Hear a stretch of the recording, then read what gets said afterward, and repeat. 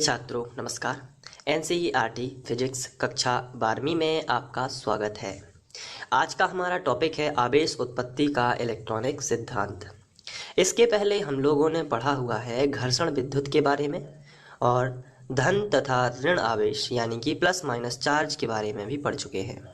आज हम पढ़ेंगे आवेश उत्पन्न कैसे होता है और इलेक्ट्रॉन के आधार पर इसकी अवधारणा समझेंगे। तो सबसे पहले हम ये जान लेते हैं कि इस प्रकार में एग्जाम में क्वेश्चन कैसे पूछा जाता है। तो आइए सबसे पहले प्रश्न देख लेते हैं। प्रश्न इस तरीके से आता है, आवेश उत्पत्ति का इलेक्ट्रॉनिक सिद्धांत लिखिए। बस यदि इतना प्रश्न आता है तो आपको इलेक्ट्रॉनिक सिद्धांत लिखना है, लेकिन आवेश उत्पन्न कैसे होता है इसके बारे में जरा जान लेते हैं। इसको हम रफ में समझेंगे तो आपको बड़ी आसानी से समझ में आ जाएगा। आप सभी जानते हैं कि प्रत्येक पदार्थ परमाणुओं से मिलकर बना रहता है। अब परमाणु से आप तो परिचित होंगे ही। परमाणु में एक नाभिक होता है और नाभिक के चारों ओर इलेक्ट्रॉन चक्कर लगाते रहते हैं।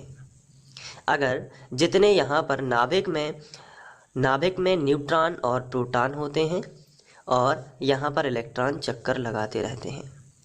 अगर यहाँ पर 2 प्रोटॉन होंगे तो 2 इलेक्ट्रॉन चक्कर लगाएंगे। अगर नाभिक में 3 प्रोटॉन होंगे तो 3 इलेक्ट्रॉन चक्कर लगाएंगे।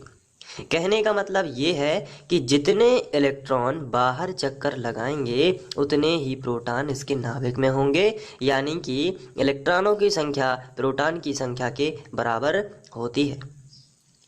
अब यहाँ पर आवेश की बात की जाए तो इलेक्ट्रॉन पर ऋण आवेश होता है जबकि प्रोटॉन पर धन आवेश होता है। इलेक्ट्रॉन पर प्रोटॉन पर बराबर आवेश होता है, लेकिन प्लस और माइनस में होता है। प्रोटॉन पर धन आवेश होता है और इलेक्ट्रॉन पर ऋण आवेश होता है। तो एक पदार्थ का यदि ये परमाणु है, अब किसी भी पदार्थ में परमाणु तो होते ही है। परमाणु की बाह्यतम कक्षा में इलेक्ट्रॉन होते हैं। अब यहाँ पर कक्षाएं एक से अधिक हो सकती हैं, जैसे आपने पढ़ा होगा 1s 2s, इस तरीके से 2p आगे तक बढ़ती जाती हैं। तो बाह्यतम कक्षा में जो इलेक्ट्रॉन होते हैं उनकी नाभिक से दूरी भी बढ़ती है, यानी कि बाह्यतम कक्षा, इसे हम बोल सकते हैं बाहरी कक्षा, तो उसे फिजिक्स की भाषा में बोलते हैं बाह्यतम कक्षा। तो बाह्यतम कक्षा में जो इलेक्ट्रॉन होता है वो नाभिक से दूर होता है, और नाभिक यहाँ भी यदि कोई इलेक्ट्रॉन है तो ये नाभिक के पास है और ये वाला इलेक्ट्रॉन नाभिक से दूर है। तो ऐसी स्थिति में पास वाले इलेक्ट्रॉन पर नाभिक का आकर्षण बल अधिक होता है और दूर वाले इलेक्ट्रॉन पर नाभिक का आकर्षण बल इसकी अपेक्षा तो कम ही होता है, क्योंकि ये तो दूर है। तो ऐसी स्थिति में जब नाभिक का आकर्षण बल कम होता है तो इसे हम बोलने लगते हैं मुक्त इलेक्ट्रॉन, या इंग्लिश में फ्री इलेक्ट्रॉन। तो ये मुक्त इलेक्ट्रॉन का काम क्या है कि ये थोड़ी सी ऊर्जा यदि पा लेता है, किसी बाहरी पदार्थ से अगर रगड़ दिया जाए, जैसे घर्षण कराया जाए, तो घर्षण से आपको पता है कि उस चार्ज में, उस पदार्थ में अन्य पदार्थों को आकर्षित करने या प्रतिकर्षित करने का गुण होता है। तो वो क्यों होता है, आवेश क्यों उत्पन्न होता है? तो उसका मुख्य कारण ये है कि जब किसी दूसरे पदार्थ को इस पदार्थ से रगड़ा जाता है तो ये जो फ्री इलेक्ट्रॉन होता है ये बाहर निकल जाता है ऊष्मा पाकर, क्योंकि रगड़ से हीट उत्पन्न होती है, ऊष्मा उत्पन्न होती है, और उस ऊष्मा से ये वाला इलेक्ट्रॉन बाहर निकल जाता है। जब ये बाहर निकलता है तो यहाँ से गायब हो जाता है और यहाँ पे आ जाता है, जिससे परमाणु 2 भागों में बंट जाता है। पहला होता है इलेक्ट्रॉन पर कौन सा आवेश होता है, ऋण आवेश, इसलिए पहला होता है ऋण वाला भाग। और पूरा यहाँ पर यदि मान के चलिए 2 प्रोटॉन थे तो 2 ही इलेक्ट्रॉन होंगे, लेकिन एक इलेक्ट्रॉन तो निकल गया है। तो अब इलेक्ट्रॉन कितने बचे? इलेक्ट्रॉन तो एक ही रह गया, लेकिन प्रोटॉन कितने हैं? वापस से 2 के 2 प्रोटॉन ही हैं। तो कहने का मतलब ये है कि जब 2 प्रोटॉन ही हैं तो धन आवेश ज़्यादा है इस वाले भाग में कि ऋण आवेश ज़्यादा है। तो आप कहोगे ऋण वाला तो एक ही हिस्सा है, क्योंकि एक तो बाहर निकल गया, तो धन वाले तो 2 ही हैं, इसलिए अधिकतम कौन है? धन। इसलिए ये वाला हिस्सा धन आवेशित कहलाता है और ये वाला हिस्सा ऋण आवेशित कहलाता है। इस प्रकार किसी भी पदार्थ में धन आवेशित होता है या ये इलेक्ट्रॉन यदि इस पदार्थ में चला जाता है, मान के चलिए इसके पास भी 2 प्रोटॉन और 2 इलेक्ट्रॉन है और 1 इलेक्ट्रॉन और आ जाएगा, तो टोटल इलेक्ट्रॉन अब कितने हो जाएंगे, तो बराबर है 3 इलेक्ट्रॉन हो जाएंगे। जब 3 इलेक्ट्रॉन हो जाएंगे तो ऐसी स्थिति में अब बताइए इस पर धन आवेश ज़्यादा है कि ऋण आवेश ज़्यादा है। तो इसका आंसर होगा कि इस पर ऋण आवेश ज़्यादा है, क्योंकि इलेक्ट्रॉन ज़्यादा है, इसलिए यह ऋण आवेशित हो जाएगा पदार्थ। और जहाँ से इलेक्ट्रॉन निकलता है वो धन आवेशित हो जाता है और जहाँ पर इलेक्ट्रॉन प्रवेश करता है वो ऋण आवेशित हो जाता है। तो इस तरीके से हम समझ सकते हैं कि आवेश उत्पन्न होता है। इसको हम दूसरी भाषा में भी समझ लेते हैं। तो इसका जो आंसर होगा उसके हिसाब से सबसे पहले हम देख लेते हैं। तो अथवा इसका क्वेश्चन ये भी आ सकता है, आवेश कैसे उत्पन्न होता है, और इसका आंसर आपके सामने लिखा है जिसका आपको स्क्रीनशॉट लेना है जब मैं आपसे कहूँगा। अभी फ़िलहाल हम इसको देखते हैं। इसमें लिखना है, हम जानते हैं कि प्रत्येक पदार्थ परमाणुओं से मिलकर बना होता है। आप सभी जानते हैं कि प्रत्येक पदार्थ परमाणुओं से मिलकर बना होता है। इस तरीके से प्रत्येक पदार्थ परमाणुओं से मिलकर बना होता है और परमाणु के नाभिक में जितने प्रोटॉन होते हैं, नाभिक के बाहर उतने ही इलेक्ट्रॉन चक्कर लगाते रहते हैं। इसका मतलब ये है कि जितने प्रोटॉन होंगे, जैसे 2 प्रोटॉन हैं तो 2 ही इलेक्ट्रॉन चक्कर लगाते रहते हैं। इसके बाद प्रत्येक परमाणु की बाह्यतम कक्षा में कुछ मुक्त इलेक्ट्रॉन होते हैं। मुक्त इलेक्ट्रॉन के बारे में मैंने आपको बताया है। जैसे यहाँ पर 2 प्रोटॉन हैं, इसलिए यहाँ पर 2 इलेक्ट्रॉन हैं।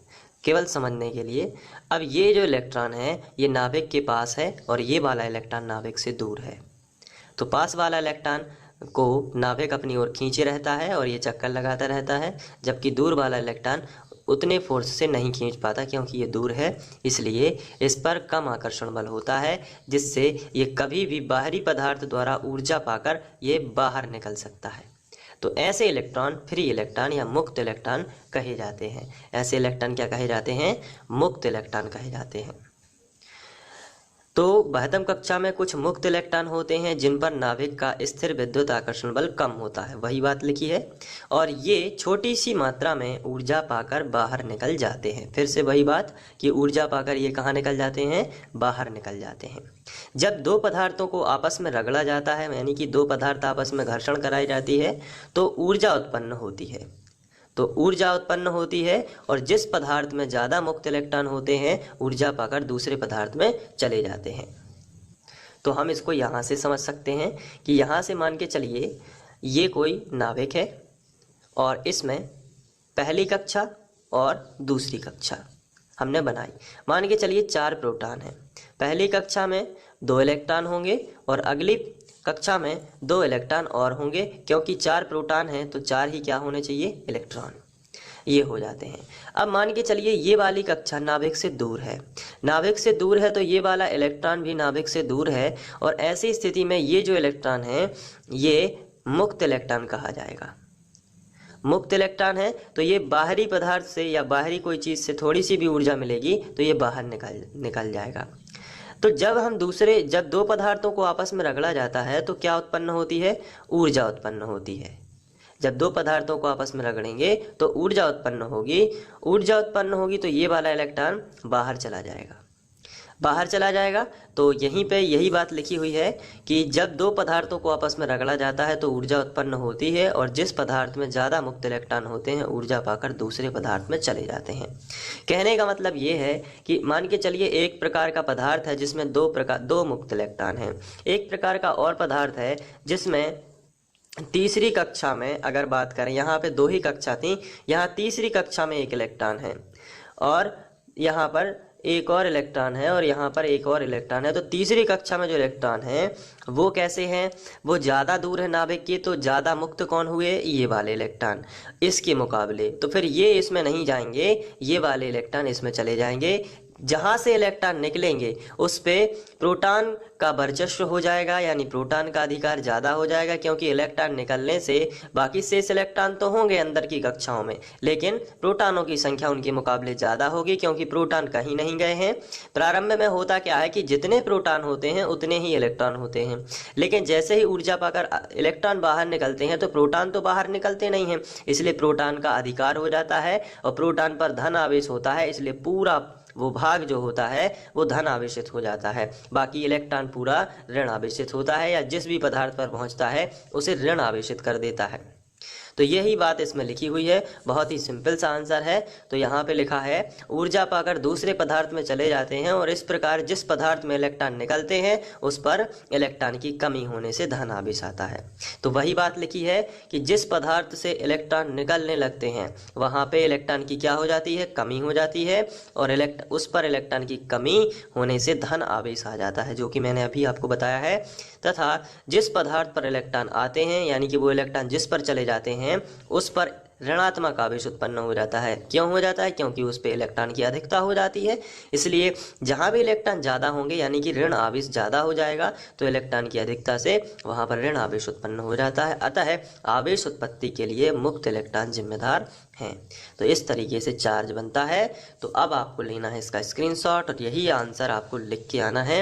इसलिए अब आपको क्या करना है, यहाँ से शुरुआत करना है। क्वेश्चन भी आप नोट वो कर सकते हैं स्क्रीनशॉट के साथ, ताकि आपको पता चले किसका आंसर है। पहला शॉट ये है, फिर मैं आपको दूसरा देता, ले लीजिए जल्दी से।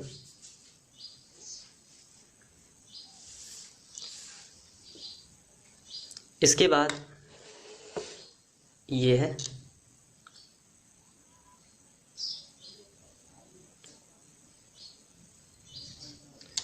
इसके बाद ये है। तो अब आप इसको नोट कर लीजिए, अच्छे से लिख लीजिए नोट्स में।